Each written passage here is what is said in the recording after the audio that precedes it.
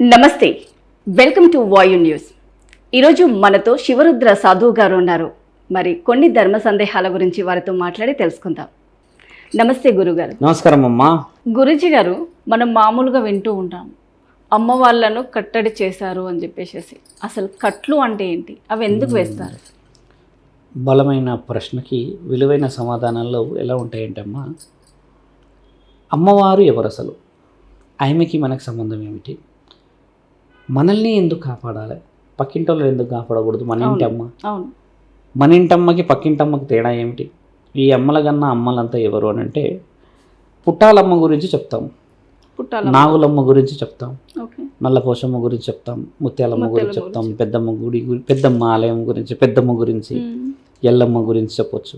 ఇలా వెలుపులు ఎవరంటే అమ్మ, ఇలా వెలుపులు, ఇలా అంటే ఎవరు, మన ఇంటి లోపటే కొలువయ్యున్న దేవతామూర్తులు ఇలా వెలుపు కదా. మన వాళ్ళు ఏం చేస్తారంటే, ఇలా వెలుపులని పూజించే పద్ధతిలో మార్పులు ఉన్నాయి. నేనున్నా తల్లి, మీరున్నారు, ఇప్పుడు ఆయన ఉన్నారు. ఒక పట్టు చీర కట్టుకున్నాం, 10 మంది చూడగానే దిష్టి తగులుతుంది. దిష్టి తగలగానే ఇంటికి వెళ్ళి నిజంగా నమ్ముతారంటారా? నా మాట వినండి. నా దిష్టి అనేది లేదని కాదు, దిష్టికి వివరణ నేను మళ్ళీ చెప్తాను. ఇప్పుడు ఒక దిష్టి తగిలింది అంటారు. ఆ దిష్టి తగలడానికి ఏంటంటమ్మా, it is like a neurological function in our body. People are watching me అని చెప్పేసి అవర్ బ్రెయిన్ అంటే it is a neutrons get heavy dilution, heavy blood pressure, body అంతా డిమోటివేట్ లాగా అయిపోయి అయిపోతుంది అందరికి. ఇప్పుడు నేను పోతున్నా, నన్ను ఎవరు చూస్తే పట్టించుకోను, నేను పోతూనే ఉంటాను, నన్ను చూస్తారు సిగ్నల్లా, నేను ఎవరిని చూస్తే పట్టించుకొని అందరితో చూసిన నాకు దిష్టి కాదు కదా, కనీసం కనుబొమ్మ కూడా కదలదు. అంటే మన బాడీ అలవాటు అట్లా అయింది, కొందరు సెన్సిటివ్ కదా. ఇప్పుడు ఇక్కడ ఇలవెలుపులు ఏం చేస్తారంటే అమ్మ, నిన్ను, నీ వంశాన్ని, శివరుద్ర సాధు, నా ఎగ్జాంపుల్ చెప్తా మీ ఇంటి పేరు కంటే ముందు, నన్ను చూసుకుంటూ ఉండడానికి ఒక శక్తి ఇమ్మీడియట్లీ 12 అడుగుల మధ్యలో ఉంటుంది. 12 అడుగులు 10 అడుగుల వరకు నీ ఆత్మ ఉండగలుగుతుంది. 10 అడుగుల తర్వాత అమ్మవారు ఉంటారనమాట. అమ్మవారు ఇలవెలుపులు అమ్మవార్లు ఉంటారు. ఇది చాలా ముఖ్యమైన. అమ్మవార్లలో గ్రామ దేవతలు ఉంటారు. నార్త్ సైడ్ ఏంటంటే, ఎక్కువ సైడ్ చూస్తే మన దగ్గర భవానీ మాతలు, ఇటు ఢిల్లీ రూట్లో వచ్చేస్తామా కాళిక మాత విషయాలు, తర్వాత జ్వాలాముఖి, ఇట్లా మొత్తానికి పార్వతీ మాత అంశాలు ఇవన్నీ. మనం తెలంగాణ మాటలే మాట్లాడదాం ఇప్పుడు. తెలంగాణ ఆంధ్ర ప్రజల విషయంలో ఒక స్త్రీమూర్తులు ఈ మధ్య ఎక్కువ శాతంగా విన్న విషయం ఏంటంటే, నేను ఒక గురువునని మీరు వచ్చారు, అయ్యా మంచి పనులు నేను చేస్తూ ఉంటే ఈ రోజుల్లో చాలామంది బాగుపడుతున్నారు. మొన్న మా మేనకోడలు అమెరికా పోతావు బిడ్డాను వచ్చే ఏడాది అంటే ఆవిడకి వీసా వచ్చేసింది. నా నాలుక చాలా పవర్ఫుల్ అయ్యా, కొంచెం నాలుక మీద మచ్చలు ఉన్నాయి, నాకు అన్నీ మంచి జరుగుతున్నాయి అని అంటే, చాలా మంచిదమ్మా అని నేను అనాలి. అని నీవు అలానే ఉండు తల్లి, మంచిగా ఉండి నీ కారణ జన్మకి కారణం చేసుకొని కుటుంబాన్ని కాపాడుకో అని నేను అనాలి. నేను మూర్ఖుడిని, ఇప్పుడు నేను మూర్ఖుడిని అయితే ఎట్లా అంటే, ఓహో ఈవిడ చెప్పిందంతా బాగా జరుగుతున్నాయా అంటే ఏదో శక్తి ఉంది, ఆ శక్తి ఏందో నేను కనిపెట్టాలి అని నీ జాతకం ఓపెన్ చేస్తాడు. ఇక ఏమని ఓపెన్ చేస్తాడు, నువ్వు ఎప్పుడు పుట్టావు, నీ చిత్రపటం, నీది ఇంకేదో వస్తువులో, నువ్వు వెళ్ళిన తర్వాత మట్టియో మశానమో ఏదో తీసుకుంటాడు. ఈ దృష్టిలు చేసే పనులు తీసి ఏం చేస్తాడు, నీ యొక్క వివరణ డెప్త్లో చూస్తాడు. ఓ ఎల్లమ్మ తల్లి ఉంది వీళ్ళకి ఆశీర్వాదం అంటే, ఈ బిడ్డ నా దగ్గరకు వచ్చింది అంటే ఈవిడ ఎల్లమ్మ తల్లి, ఈవిడ ఎంబడుంది, కానీ ఈవిడ వైపు ఎల్లమ్మ తల్లి ఉన్నట్టు తెలియదు. ఎందుకంటే నువ్వు భక్తురాలివే, నీకు కనబడితే ఇంకా దేవత కాదు, మీరు కాదు, కాబట్టి అమ్మ కనబడతలేదు, పరోక్షంగా కాపాడుతుంది. దేవతలు ఎప్పుడు పరోక్షంగానే కాపాడాలి, ఇది శాస్త్ర నియమం. ఈయన గారు ఏం చేస్తారంటే, నిన్ను అడ్డు పెట్టుకొని ఆ దేవత యొక్క పాజిటివిటీ ఈయన మీదకి వస్తే ఈయన శక్తులు ఉపయోగించగలుగుతాడు. ఇది చూడండి ఎంత గూడుపుటానం అంటే, మిమ్మల్ని బందీ చేస్తాడు. ఎట్లా బందీ చేస్తాడు తెలుసా, తెలివిగా మీరంతలో మీరే ఇస్తారు అక్కడ మీ వీక్ పాయింట్లు. నువ్వు వచ్చావు కదా నా గుడిలో, నేనున్న స్థావరంలోకి వచ్చావుగా, అయ్యా నాకు జర బాగా జరగలేదు, నమ్మకం లేక వచ్చావు. వచ్చినప్పుడు ఏం చేస్తాడు, నెగిటివిటీ అంతా నీ దగ్గర నుంచి ఇలా తీయాలి అని లాగి, నీ పాజిటివిటీ అంతటా ఆయన శరీరంలోకి, ఆయన శక్తిలో రావాలని ఆయన ఏం చేస్తారంటే, ఇందులో కొంచెం డెప్త్గా చెప్తే, నీ జాతకం మీద నీకు అమ్మవారి యొక్క అనుబంధం, అమ్మవారి యొక్క ఆశీర్వాదం, అమ్మవారి యొక్క కృప ఉందా లేదా కనిపెట్టడానికి 3 ఎర్ర బట్టలు, ఒక నల్ల బట్ట పెట్టి అందులో కొన్ని వస్తువులు వేస్తాడు. వేసి అందులో అష్టసుగంధాలు అంటారు, దాచిన చెక్క, లవంగ, ఇలాచి, సోంపు, తర్వాత కొన్ని ఉంటాయి అంటే మిరియాలు, నువ్వులు, ఇన్ని కొన్ని వేసి 2 తమలపాకులు, 1 నిమ్మకాయ లాంటిది పెట్టి దాన్ని ఏం చేస్తాడంటే ఇలా కట్టుతాడు. అక్కడ నిన్ను కడతాడు, అక్కడ నీ జాతకాన్ని కడతాడు. So indirectly you are getting into the trouble. నువ్వేమనుకుంటావు, బాగా చేస్తున్నట్టున్నాడు ఈయన గారు, ఏదో మామూలుగా కడతలేడు ఈయన అని మీ థాట్. ఇక్కడ ఏం చేస్తాడంటే నీ యొక్క నక్షత్ర బలం చెప్తావు కదా, డేట్ ఆఫ్ బర్త్ లేకపోతే నీ వివరణలో, నిన్ను అక్కడ ట్రిగ్గర్ చేస్తాడు. అంటే నీ ఆత్మను బందీ చేసేస్తాడు. ఈ ఆత్మ రిలీజ్ చేయాలి కదా, ఈ ఆత్మ రిలీజ్ చేయకపోతే ఎట్లా? ఈ రిలీజ్ చేయాలంటే ఆ అమ్మ ఈయనతో మాట్లాడాలి. ఇక్కడ లీగల్గా వచ్చింది పాయింట్. కానీ ఇక్కడ జరుగుతున్న విషయం, అమాయకురాలు నువ్వు కాబట్టి నీకు తెలియకుండానే నువ్వు సరెండర్ చేసేసావు కదా, ఇదంతా అమ్మ చూడగలుగుతుంది. ఇప్పుడు వానికి ఇంతో అంత మైండ్ ఉన్నది కాబట్టి నువ్వు పోయినావు కదా. కాబట్టి అమ్మవారు వాటితో కళలో మాట్లాడమా, లేకపోతే ఏదైనా అమావాస్య పౌర్ణమి రోజు మాట్లాడడమా లాంటివి చేయవచ్చును. కాబట్టి అది కట్టినప్పుడు ఏమవుతుందంటే అమ్మ, ఒకవేళ అది ఇలా పిండుకుంది అనుకోండి, దగ్గరికి ఇట్లా హత్తుకుంది అనుకోండి, వాడు కట్టిన తర్వాత అమ్మవారు లేదు అని అర్థం. లేదు, అమ్మవారు ఎవరు లేరులే, ఈమె ఉత్తుత్తి మనిషి, ఏదో అపోహలో ఉంది అని అర్థం. ఈయన గారే ఏం చేస్తారు, ఒకవేళ అది ఇలా ఉన్నది, ఇలా వెడల్పుగా కళ వచ్చినట్టు ఇట్లా ఉబ్బింది అనుకోండి, అమ్మవారు ఉంది అని అర్థం. ఇలా చూసి ఏం చేస్తాడు వాడు, అంటే అది మనకు చూపెట్టారు కదా, మీకు ఎందుకు చూపిస్తారు? ఇప్పుడు నేను చేసే దొంగ పనులు నీకెందుకు చెప్తా అమ్మా, నేను దొంగని, ఇవన్నీ నేను వేసుకున్నాక నేను దొంగని. ఇప్పుడు నా దగ్గర నమ్మకంతో వచ్చావు, కానీ నా లోపల నమ్మకం నీకు తెలియదు కదా. ఆయన ఏం చేస్తాడు, దీన్ని తీసుకెళ్ళి చెట్టుకు కడతాడు. జిల్లేడు చెట్టుకే కానీ, కొన్ని చెట్లు ఉంటాయి, మారేడు చెట్టుకే కానీ కట్టినప్పుడు, అలా కట్టినప్పుడు ఏమవుతుందంటే అది ఓపెన్ క్లోజ్ అయితేనేమో లేదు, ఓపెన్ అయితేనేమో అంటే అది నెగిటివ్ పాజిటివిటీ చూసుకొని ఒకరోజు నిన్ను మళ్ళీ పిలుస్తాడు, వారానికో 10 రోజులకు. పిలిచిన రోజు నిన్ను సరెండర్ చేస్తాడు. ఇక్కడ తెలివిగా పోవాల్సిన పని.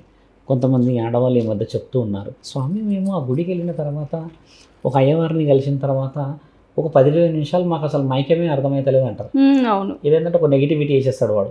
మైండ్లో కొన్ని ఉంటాయి మన దగ్గర, ఈ స్మెల్ పీల్చుకోగానే, ఈ అగరబత్తులు పీల్చుకోగానే నెగిటివ్లో నుంచి నువ్వు ఓన్లీ అనమాట నేను ఎక్కడికి వచ్చి కూర్చుంటావు, ఇట్లా కొన్ని నువ్వు పెట్టుకుంటాడు వాడు.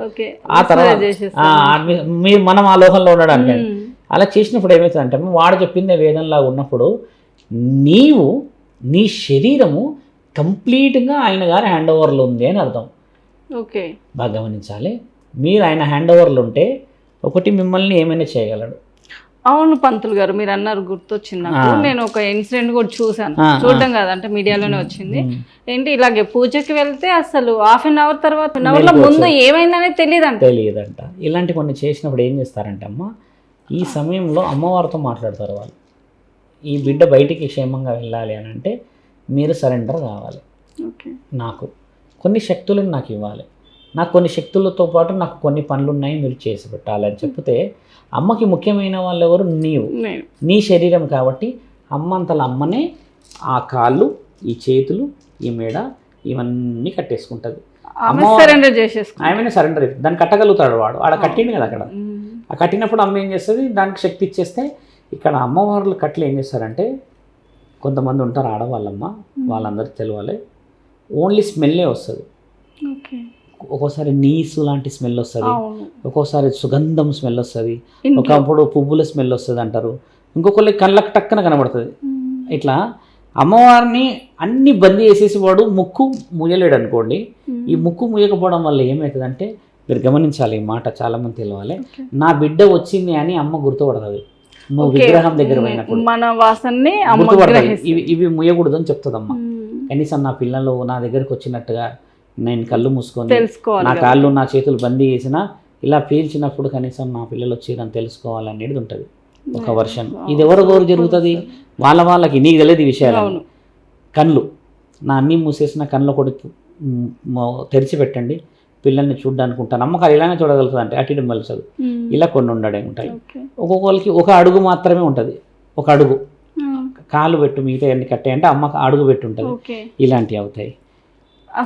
ద్వారా నేను తెలుసుకోవచ్చు. అయితే ఏమవుతుందంటే, ఈ కట్లు వేయడం పడ్డ తర్వాత ఏమవుతుందంటే అమ్మ, ఈమెకి తీవ్రమైన అరికాల నుంచి నొప్పి మొదలవుతుంది. అమ్మవారికి అమ్మవారికి నొప్పి మొదలైంది నీకు తెలియదు, నీకు మొదలవుతాయి. ఓకే, ఇప్పుడు అమ్మవారికి నొప్పి వచ్చి విగ్రహంలో ఉన్నవికి ఏం నొప్పులు వస్తాయి? రావు. నీ శరీరం ఓకే నీ గురించి బందీ అయినప్పుడు నీవు ఒక కారణ జన్మురాలు అయితేనే అమ్మ బందీ కాబడ్డది ఆడ. ఓకే నువ్వు ఊరికే బుడిబొక్కలు ఉంటాయి మీకోసం ఆవిడ ఎందుకు బందీ అయ్యావు? ఆలోచించాలి. ఇక్కడ నీ జన్మ ముఖ్యమైనదని ఆవిడ సరెండర్ చేసేసుకుంది. బందీ అయినప్పుడు అమ్మవారు ఏం చేస్తారంటే నీ అంతల నీకు తెలిసిన రోజు, నీ అంతల నీకు అమ్మ కట్లయిబడ్డాయి, అమ్మకి ఎవరు కట్లేసారని తెలిసిన రోజు అంగరంగ వైభవంగా ఎలా తెలుస్తుంది? సుమారు 11 సంవత్సరాలు ఒకటి, సుమారు 7 నెలలు 14 ఇయర్స్ వరకు అలానండి. మీకు అలా చెప్తే మీరు బాధపడతారు కదమ్మా. ఇప్పుడు నేను ఓపెన్గా చెప్పాలా, 22-30 సంవత్సరాల నుంచి కూడా శిథిలావస్థలో ఉన్న ఎందరో దేవతలు మూర్తులు ఉండిపోయారు. ఒకప్పుడు కుటుంబాలు లక్షలు చూసి కోట్లు చూసిన వాళ్ళు వెనక్కి చూస్తే ఆ రోజు ఎంత పెద్ద జీవితం మాది, ఈ రోజు ఇంత చిన్న జీవితం అని ఏడిసే వాళ్ళు లక్షల మంది ఉన్నారు. వీళ్ళందరికీ తెలియని విషయం ఏంటంటమ్మా, లక్ష్మిని బందీ చేస్తారు అక్కడ. లక్ష్మీ రూపాన్ని బందీ చేసేస్తే రాను రాను రాను రాను రాను రాను రాను మొత్తం డౌన్ అవుతుంది. ఇక్కడ అమ్మవారిని బందీ చేసింది ఎవరు? మంచిగా గమనించి నా మాట ప్రశ్న చేయండి. ఎవరు బందీ చేశారు? ఇప్పుడు నేను చేయలే, ఎవరు బందీ చేశారు? మంచిగా చెప్పండి. నీ అంతా నువ్వే చేసావు. నువ్వు ఎవరిని నమ్మలేదు. ఇప్పుడు అమ్మవారిని నమ్మకుంటే ఎవరిని నమ్మినావు? కొంతమంది మూర్ఖులు నమ్మేశావు. అమ్మని కట్లేసిన వాడు సాధువు ఎట్లయితాడు? కాదు కదా. ఈ విషయాలు తెలియాలి ప్రేక్షకులని. ఇంత డెప్త్గా పోయినా అమ్మ ఏం చేస్తుందంటే గుర్తు చేస్తుంది. బిడ్డ ఆర్థిక పరిస్థితులు దెబ్బపడ్డాయంటే నేను లేను అని అర్థం. బిడ్డ వెనకాల ఎవరో పడుతున్నారు అని అంటే నేను లేను అని అర్థం. బిడ్డ నీ చీర కొంగు కాలినట్టో లేకపోతే ఎవరో నీ ఎంటలో పడి నిన్ను ఏదో ఒక చీకటి ప్రాంతానికి తీసుకెళ్ళినట్టు కనబడుతుంది అంటే నేను లేను అని అర్థం అని కొన్ని హింట్లు ఇచ్చినప్పుడు మనం చేయాల్సింది ఏం తెలుసు అంటమ్మా, ఓ కారణ జన్ముడి చేత ఒక కారణాన్ని కదిలించగలిగిన వాడు పరమశివుడిని గెలిచిన మహాముఖంటిని గెలిచిన సాధువులు, అగౌరాలు, నాగసాధువులు, మహాపీఠాధిపతులు, బ్రాహ్మణాధిపతులు, కొంతమంది కారణ జన్ములు ఉంటారు. ఆయన గారు వస్తే ఆ కట్లు తెగిపోతాయి. ఇది ఎలా తెలవాలి? ఇక్కడ కూడా నీకు తెలిసినాకనే ఈ సాధువుకి ఈ పురోహితుడికి శక్తి వస్తుంది. ఇక్కడ చూడు, 2 సమస్యలు నీవే. అంటే నేనే గ్రహించుకోవాలి. నువ్వు గ్రహించుకునేది అమ్మ ఇస్తూనే ఉంటుంది హింట్ నీకు. ఆమె శక్తి, ఆమె ఎంత బందీ చేసినా ఆత్మని బందీ నీకు ఏదో చూపిస్తూనే ఉంటది. నీ పెనిమిటి ఆరోగ్యం దెబ్బతింటది, పిల్లల ఆరోగ్యాలు దెబ్బతింటాయి, ఆర్థిక పరిస్థితులంతా విలవిలలాడతాయి, మానసిక ఒత్తిడి, నిద్ర సరిగా ఉండదు, ఒళ్ళంతా నొప్పులు, నెలసరి సరిగా కాదు, చీర కట్టుకున్న దయ్యంలా ఉంటావు, నైటి మీద ఉన్న దయ్యంలా ఉంటావు, ఓ కళ రాదు. ఇన్ని హింట్లల్లా మనం చేయాల్సిన ముఖ్యమైనది ఏంటంటే అమ్మా, గుడి లోపల కూర్చున్న వాడిని నమ్మాల. ఈ ఇంట్లలో కూర్చున్న వాళ్ళని నమ్మకూడదు. ఆఫీసులలో కూర్చున్న వాళ్ళని కూడా కొంచెం ఆలోచన రీత్యా వెళ్ళాలి. గుడిలో ఎందుకంటే గుడిలో అబద్ధం చేయడానికి రాదు. అది ఆయన ఇల్లు, ఆయన ఇల్లు. ఇప్పుడు నేను మీ ఆఫీస్కి వచ్చిన మీ ఊళ్ళు 10 మంది వస్తే నేను ఆపుతారు, సరెండర్ అయిపోతారు. అదే మీరు నా ఆఫీస్కి వస్తే ఉంటుండి పోవా అంటమా లేదా? ఇది జరిగి తెలుసుకోవాలి. చాలామంది తెలంగాణ ప్రాంతాల్లో ఫోన్లు వస్తే ఎంత బాధ అవుతుందంటే అమ్మ, ఎవరు అంటే ఉప్పాలమ్మ, ఎవరు అంటే మా అమ్మ మారమ్మ, ఇట్లా అయిపోయింది స్వామి, ఎట్లా అయిపోయిందంటే కట్లు పడ్డాయని చెబుతున్నారు చాలామంది, కట్లు వేశారని చెప్తలేరు ఈ మధ్య. ఇది పెద్ద వ్యాపారం తెలియట్లేదు. ఇది పెద్ద వ్యాపారం అయిపోయింది. దేవతలను బందీ చేసే మానవులు ఎలాంటి బతుకులు పడతారు తెలుసా అమ్మ? చిత్తగాకి కుక్కలు కూడా చూసి నవ్వుతాయి వాళ్ళని. అటువంటి బతుకులు బతుకుని ఎంతమంది లేరు? భిక్ష వేస్తాం మనం రోడ్డు మీద పోయేటప్పుడు, అందరిని చూసి భిక్ష వేస్తావా? కొంచెం గట్టిగా ఆలోచించండి. కొంతమంది చూసి ఆయన రూపాయి వేస్తాం, పాపం ఆయన మొహం వస్తాం కదా. కొంతమందిని చూసి మన పొగరు చూడు ఎలా ఉందంటాం కదా. ఎక్కడైతే నీకు భిక్షం వేయాలని అనిపిస్తుందమ్మా, వాడు పాప ప్రాయశ్చిత్తకుడు అని అర్థం. ఎక్కడైతే నీకు భిక్షం వేయబుద్ధి కాదో వాడు పాపంలో ఉన్నాడు అని అర్థం.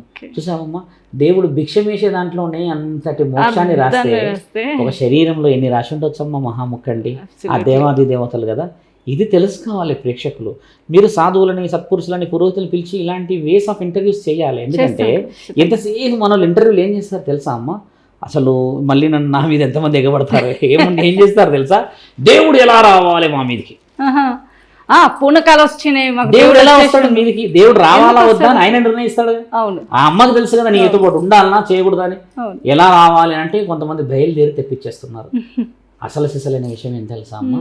ఈ మధ్య మేము ఒక అమ్మాయిని చూసాము, 23.5 సంవత్సరాల్లో ఒక పాప, బలమైన బతుకులు బతికారు, ఐఏఎస్ ఆఫీసర్ రేంజ్లో చదువులు చదివారు, 0 అయిపోయారు. కొన్ని ఆస్తులు ఉన్నాయిలే, ఆరోగ్యము ఇట్లా తల కిందికి పెడితే ఇట్లా లేపనికి రావట్లేదంట. మెడ నొప్పుల నుంచి అరికాల నొప్పులు బీభత్సమైనది. ఏం జరిగింది నాకు నిజాలు చెప్పమ్మా అని ఒక గంటన్నర మాట్లాడితే ఆవిడ మీదికి ఘట్టమైసమ్మ తల్లి వస్తుంది అని చెప్పేసి సుమారు ఒక 2-3 పండుగలు పెద్దగా చేయించుకున్నారంట వీళ్ళు.